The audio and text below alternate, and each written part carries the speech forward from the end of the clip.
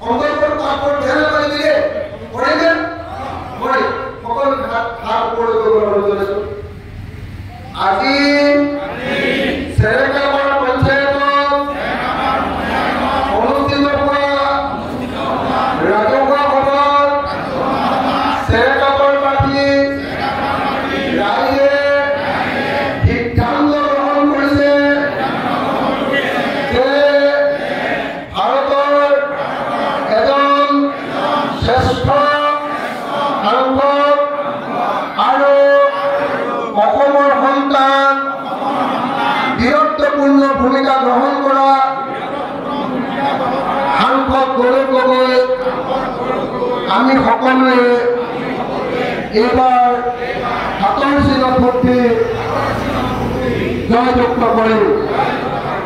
আমি কেৱল নিজৰ ভোটটো দিয়াই নহয় লগতে গোটেই পঞ্চায়তৰ ৰাইজৰ ওচৰলৈ গৈ সৰভাংগত অসমৰ গৌৰৱ ভাৰতৰ গৌৰৱ গৌৰৱ গগৈ ভোটদান কৰিবৰ কাৰণে ৰাইজক সংগঠিত কৰিম।